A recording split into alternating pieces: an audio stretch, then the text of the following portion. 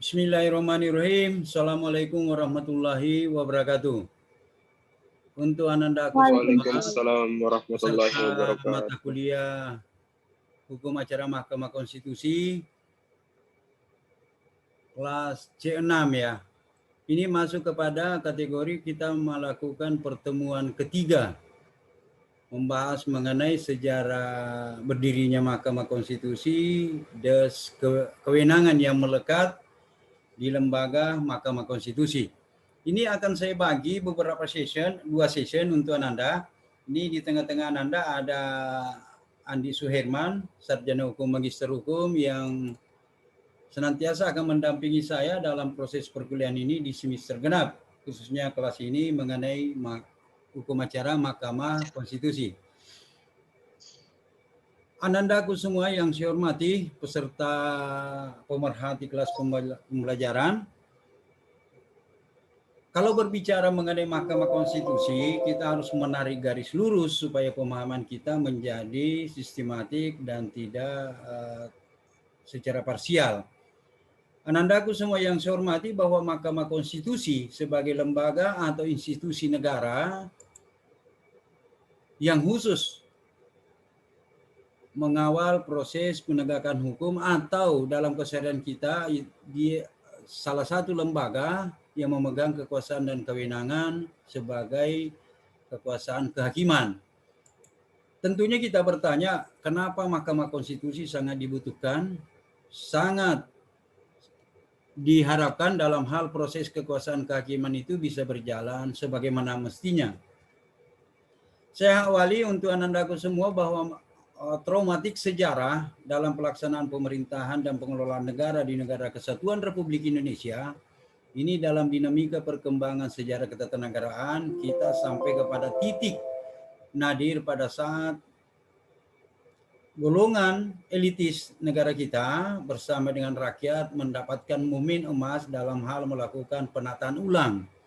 Penataan ulang dalam konteks ini disebut sebagai reformasi secara menyeluruh dalam ketatanegaraan yang ada. Tentunya dalam reformasi ketatanegaraan pada tahun 1998, pada saat Habibie memegang jabatan presiden, setelah membuka ruang untuk melakukan reformasi, salah satu yang direformasi dalam hal ini bukan hanya persoalan struktural, tetapi juga persoalan fungsional, lembaga atau institusi kenegaraan, baik kekuasaan eksekutif, kekuasaan yudikatif maupun kekuasaan legislatif. Kita fokus bahwa kekuasaan yudikatif dalam konteks ini sebelum amandemen dipercayakan kepada Mahkamah Agung.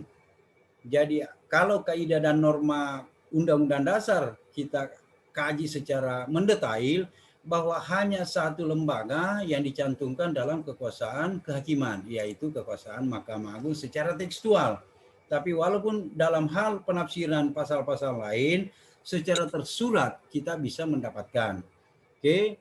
Kita masuk kepada bagaimana lembaga Mahkamah Konstitusi lahir. Lembaga Mahkamah Konstitusi lahir dalam hal ini merupakan buah yang dilahirkan oleh para elit politik dalam hal bagaimana menata ulang persoalan kenegaraan kita.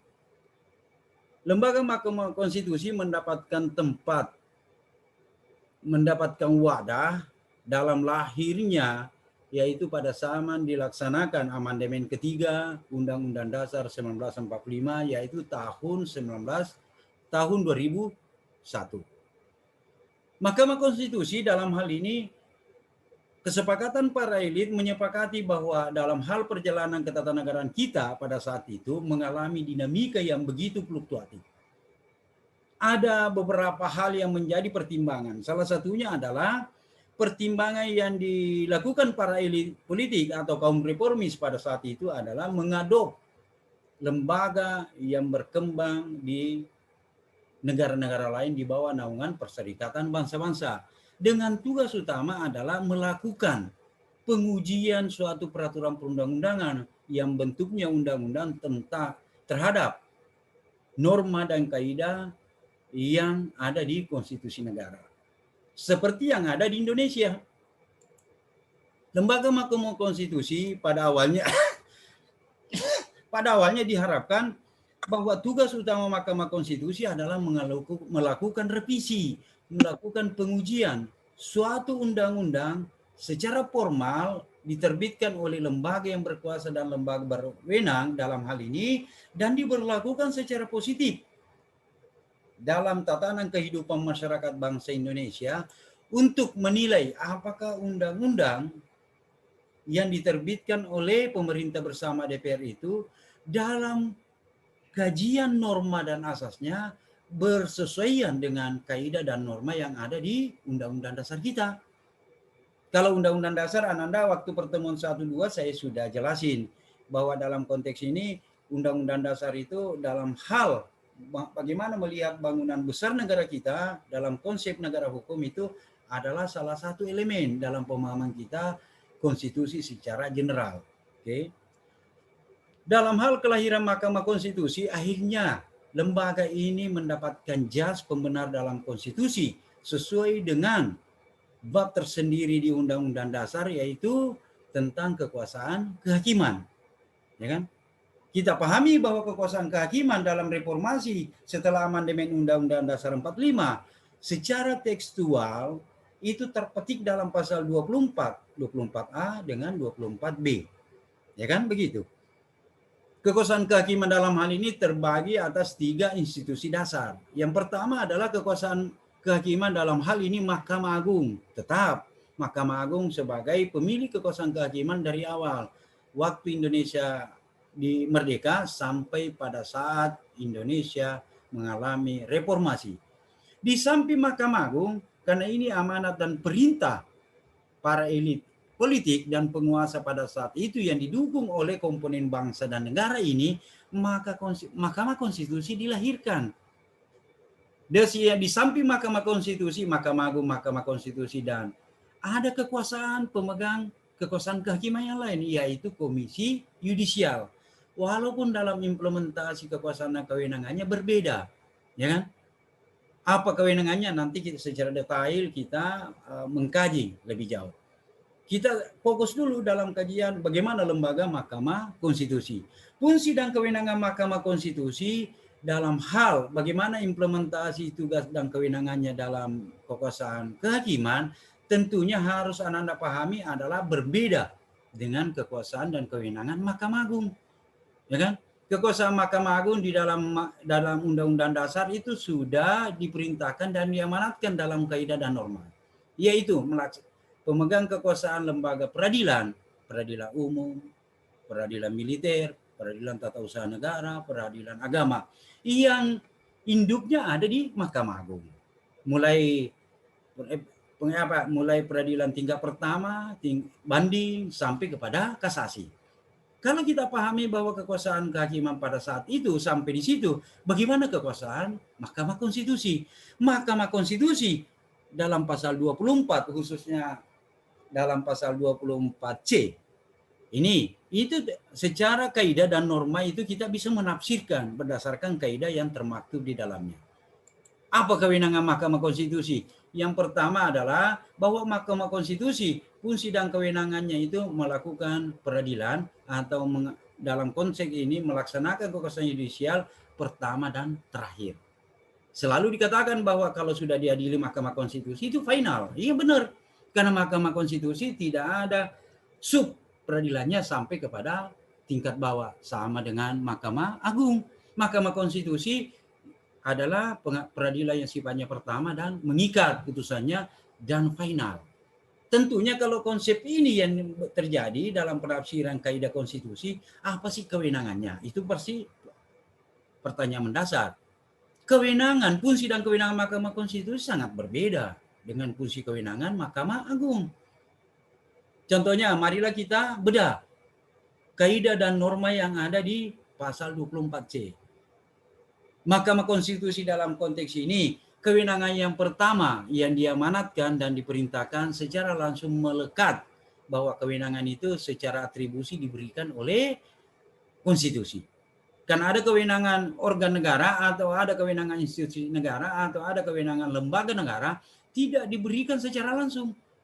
Inilah Ananda harus memahami teori sumber kewenangan yang terjadi. Salah satu contoh, Kalau kita berbicara Mahkamah Konstitusi, apa benar dia mempunyai kewenangan secara atribusi melekat terhadap lembaganya yang berkenaan dengan perintah dan amanat konstitusi?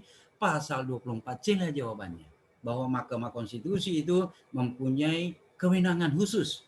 Yang pertama, kewenangan khususnya adalah pengujian undang-undang terhadap undang-undang dasar. Itu sudah jelas, bukan tersirat lagi, secara tekstual kita bisa baca bahwa kewenangan Mahkamah Konstitusi itu adalah melakukan pengujian undang-undang terhadap undang-undang dasar. Terus ada kewenangan yang lain yang melekat dan merupakan juga perintah.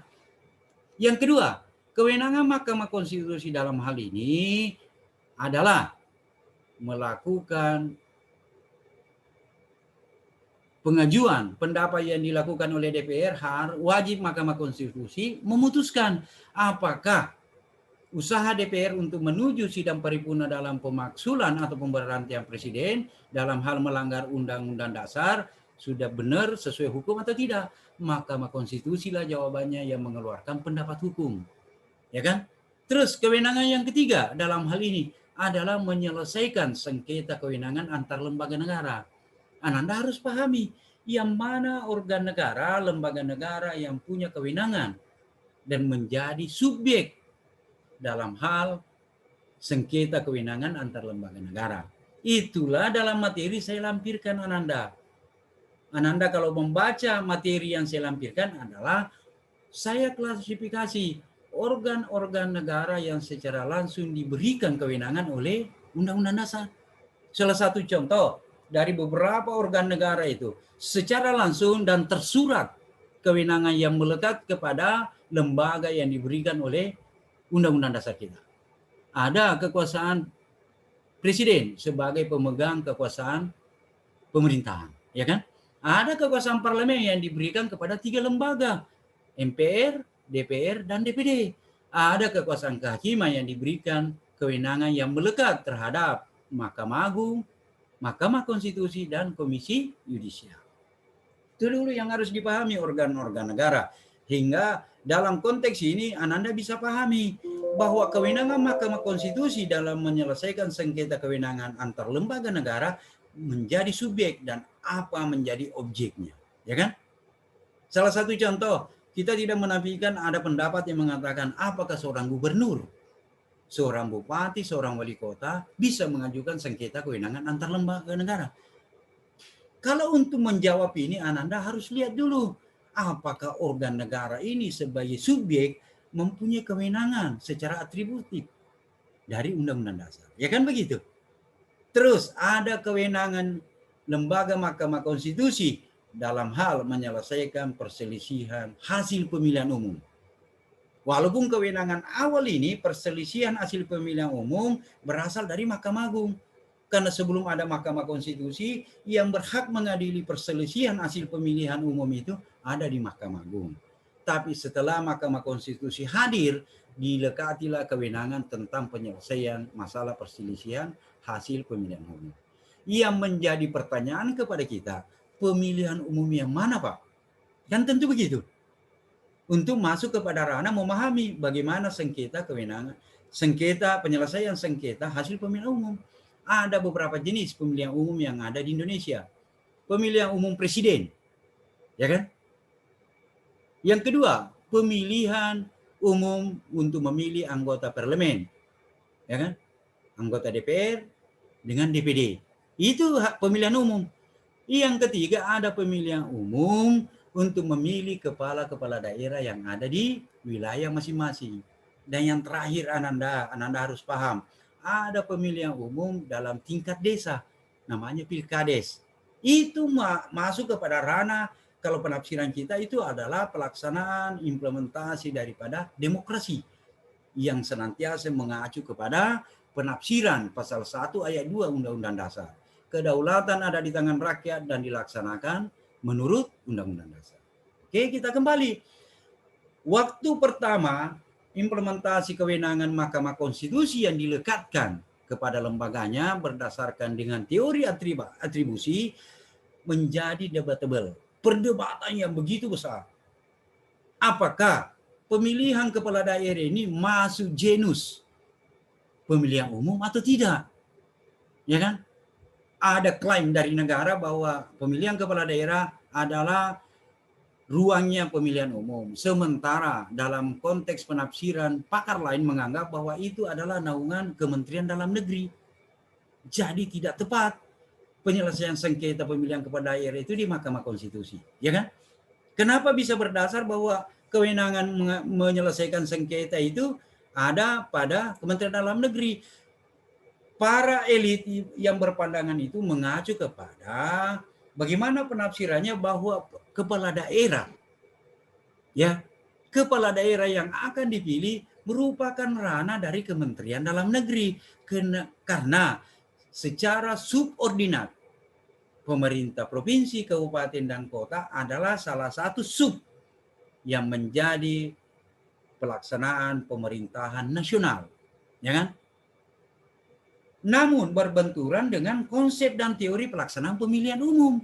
Dalam hal ini ada lain pihak menyatakan bahwa walaupun di bawah naungan Kementerian Dalam Negeri sebagai subordinat pelaksanaan pemerintahan, maka pemilihan kepala daerah tetap menjadi kewenangan Mahkamah Konstitusi sebagai norma. Dalam hal ini genusnya masuk dalam lain. Dia adalah pemilihan umum. Nanti ada session dalam perdebatan untuk menemukan bagaimana membedakan norma itu. Pemilihan yang sifatnya di bawah naungan Kemendagri karena dia adalah struktur subordinasi dari tapi ada hal lain yang secara umum kita harus pahami.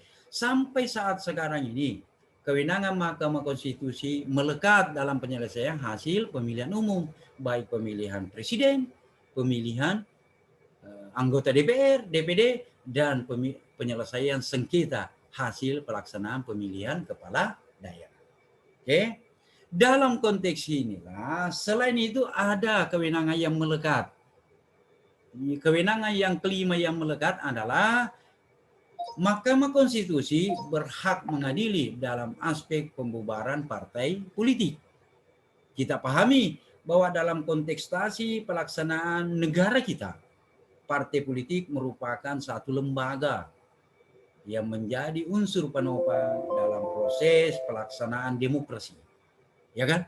Inilah yang menjadi hal-hal yang utama menjadi kajian nanti Ananda untuk memahami sejauh mana kewenangan Mahkamah Konstitusi bisa direfleksikan dalam kehidupan berbangsa dan bernegara. Dan yang kedua adalah apakah kewenangan Mahkamah Konstitusi hanya sebatas secara prosedural. Dalam hal ini, bagaimana memaknai bahwa implementasi kekuasaan dan kewenangan Mahkamah Konstitusi dari aspek yudisial berbeda dengan Mahkamah Agung. Salah satu contoh yang saya ketengahkan kepada Ananda, bagaimana implementasi kewenangan Mahkamah Konstitusi dalam melaksanakan kekuasaan kehakiman. Tentunya itu memerlukan jawaban yang secara spesifik dan mendetail supaya Ananda bisa paham. Sama tidak kekuasaan Mahkamah Konstitusi dengan kekuasaan Mahkamah Agung, ya kan? Salah satu contoh, dalam implementasi kekuasaan Mahkamah Agung secara konvensional dipahami bahwa di Mahkamah Agung itu dalam proses yudisiarinya, dalam proses peradilannya ada dua hal yang perlu dicermati, yaitu persoalan fakta hukum, persoalan bukti hukum dalam konteks bagaimana terjadinya suatu tindakan yang mengarah kepada aspek pelanggaran dan kejahatan. Ya kan? Kalau Mahkamah Konstitusi dalam konteks kekuasaan dalam hal pengujian undang-undang yang diuji adalah norma. Ya kan? Apakah norma undang-undang A yang ada atau diimplementasikan dan diberlakukan positif dalam kehidupan berbangsa dan bernegara bertentangan dengan norma yang ada di dalam Undang-Undang Dasar. Salah satu contoh yang pernah direduksi norma dan kaidah di suatu undang-undang. Contohnya, ada peraturan KPU yang menganggap bahwa setiap warga negara yang mempunyai hak pilih harus menunjukkan ID, identitas. Ya kan? Tanpa ada surat panggilan, tidak bisa melakukan pencoblosan dalam rangka pelaksanaan pemilihan umum. Maka norma yang ada di sini diuji di Mahkamah Konstitusi karena berdasarkan dengan Undang-Undang Pemilihan Umum, ya kan? Mahkamah Konstitusi mengeluarkan putusan. Setiap warga negara yang mempunyai syarat sebagai warga negara dan hak yang melekat secara konstitusional dijamin konstitusi, maka kalau dia bisa menunjukkan bahwa dia adalah warga negara Indonesia dan memenuhi syarat dalam rangka pemilihan, dalam rangka melakukan pemilihan pencoblosan, maka diperkenankan. Itulah dulu yang ramai menjadi perdebatan.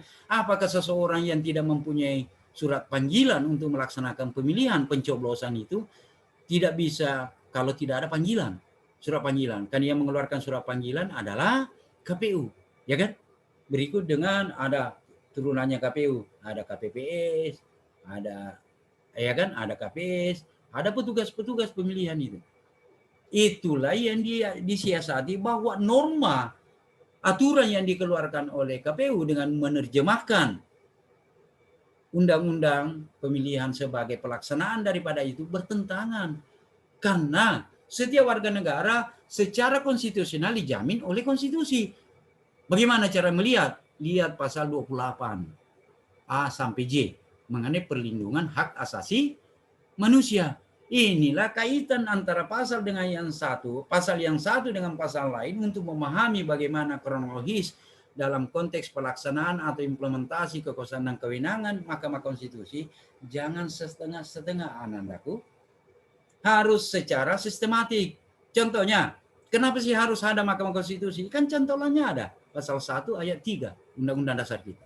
Negara Indonesia adalah negara hukum. Berdasarkan dinamika perkembangan ketatanegaraan, itu memang dibutuhkan kelembagaan itu. Terus, ada kekuasaan kehakiman yang ketiga, yaitu Komisi Yudisial, yang menjadi perdebatan sampai sekarang baik dalam tataran elit maupun dalam ahli maupun dalam masyarakat pemerhati hukum. Bagaimana kedudukan Komisi Yudisial? Sementara Komisi Yudisial dicantumkan secara tekstual berdasarkan kaidah dan norma di Undang-Undang Dasar, yaitu pasal 24. Ya kan? Komisi Yudisial berwenang mengajukan calon hakim agung. Ya kan? Dan Komisi Yudisial diberi kewenangan dan kekuasaan yang melekat untuk menilai aspek integritas dan moralitas seorang hakim agung. Yang menjadi perdebatan adalah apakah Komisi Yudisial mempunyai palu untuk memutuskan. Ya kan? Contohnya, Mahkamah Agung mempunyai palu. Dalam konteks keseharian kita dalam ilmu hukum disebut sebagai mempunyai hak eksekutorial. Mahkamah Agung memutuskan bahwa Anda bersalah. Kalau mulai dari peradilan tingkat bawah sampai atas. Contohnya, kalau Anda umpamanya Ananda Muhammad Fadil melakukan tindakan korupsi, ada Mahkamah Agung kan di samping KPK yang melaksanakan, memutuskan bahwa Anda bersalah. Bersalah itulah tercap Anda terpidana. Ya kan? Itu merupakan kekuasaan eksekutorial, memutuskan sesuatu perkara sampai kepada pemutusan dan penetapan status seseorang. Begitu juga Mahkamah Konstitusi. Mahkamah Konstitusi apakah mempunyai palu atau hak eksekutorial dalam melaksanakan tugasnya? Cermati apa yang melekat dari kekuasaan dan kewenangan Mahkamah Konstitusi. Ya kan? Aspek peradilan di Mahkamah Konstitusi mengenai dalam konteks pelaksanaan kekuasaan kehakiman, peradilan yang tingkat pertama dan terakhir. Ya, mengikat. Jadi kalau Mahkamah Konstitusi putuskan bahwa norma kaidah pasal sekian atau ayat sekian dalam undang-undang ini bertentangan dengan Undang-Undang Dasar. Secara tidak langsung tanpa kita berdebat lagi bahwa itu merupakan kewenangan yang sifatnya final dan mengikat bagi lembaga yang membentuk peraturan perundang-undangan, ya kan? Tapi lain pihak kalau berbicara kekuasaan yudisial. Kekuasaan yudisial dalam hal ini menilai aspek moralitas dan integritas hakim. Ada beberapa kejadian yang menjadi perdebatan. Contohnya, kalau hakim si bedu atau hakim si bece dalam pengamatan Komisi Yudisial dianggap bahwa dia melanggar etika, dia melanggar kesusilaan, dia melanggar integritas dalam menjalankan tugas sebagai aparat penegak hukum. Apakah Komisi Yudisial langsung bisa memutuskan bahwa Anda bersalah maka Anda dipecat? Anda bersalah maka Anda dinonaktifkan. Kan tidak.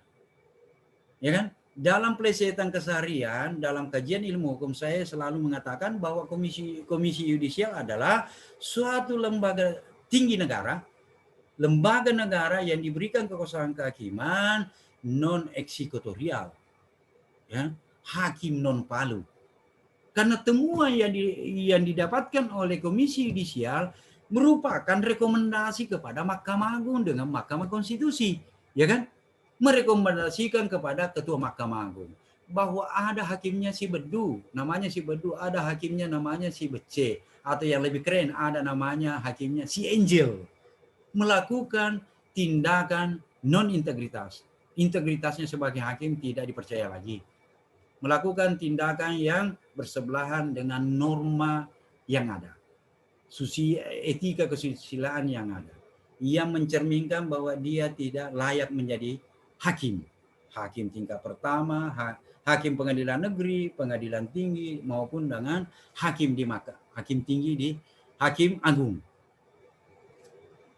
Komisi yudisial dalam resume yang dikeluarkan itu memberikan kepada Mahkamah Agung, ya kan? Untuk dilakukan tindakan. Yang menjadi persoalan, kalau Ketua Mahkamah Agung atau ada pembinaan dan pengawasan di Mahkamah Agung mau. Kalau tidak mau bagaimana?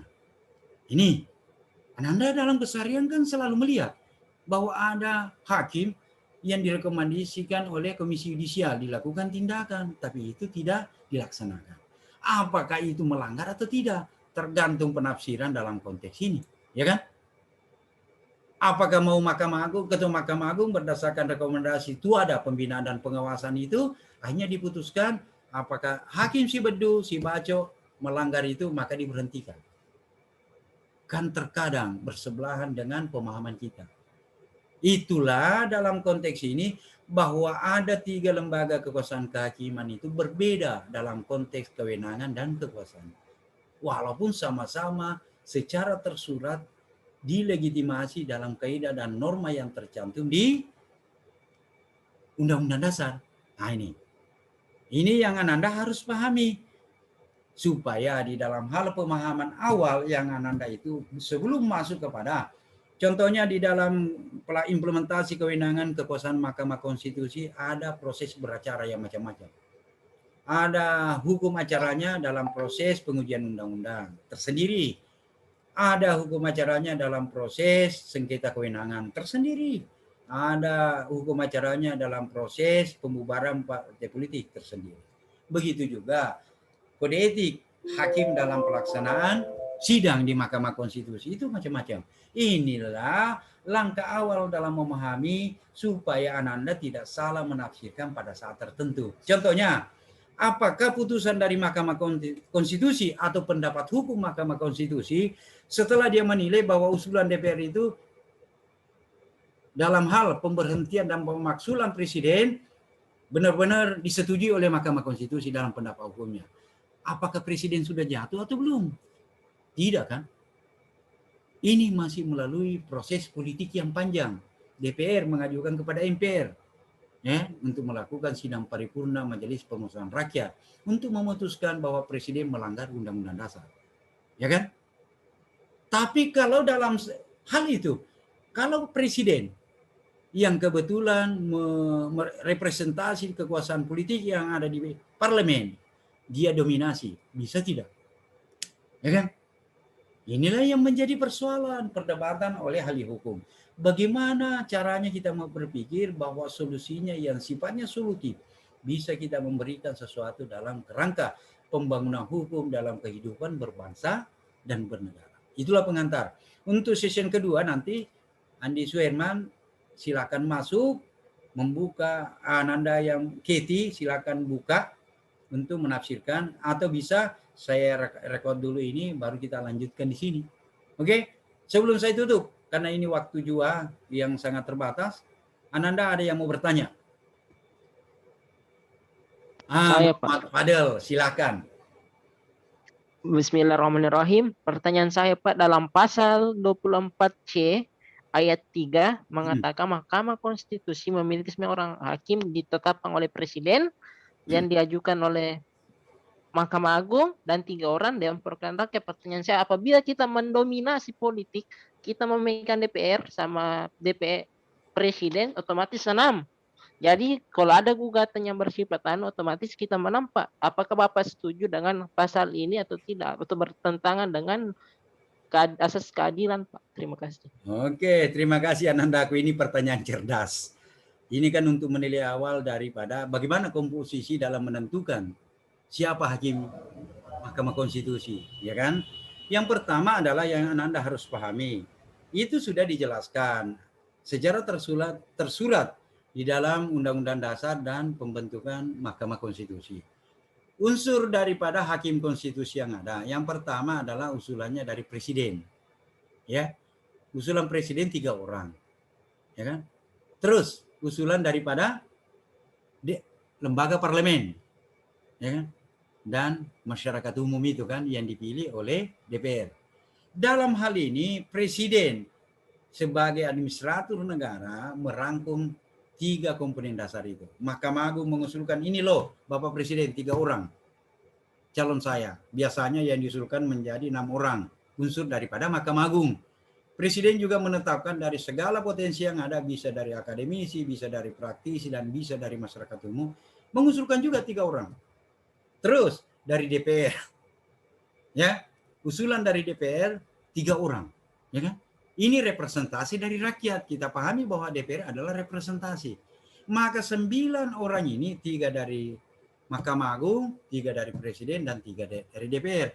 Yang menjadi pertanyaan mendasar, apapun kejadiannya pasti Presiden menang. Ya benar dalam konteks ini, karena kekuasaan representasi dari DPR. Siapa?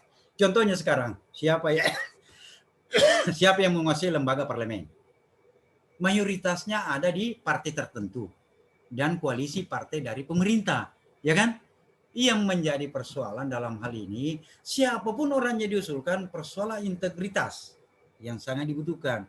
Pernah ada seorang the founding father negara kita mengatakan bahwa, wahai rakyatku, wahai sahabatku semua, jangan melihat bahwa dalam hal penentuan seseorang yang menduduki jabatan itu terkontaminasi dari aspek kepentingan, tapi lihatlah dari aspek integritas. Iya benar. Kalau secara kasat mata pasti kita sedih.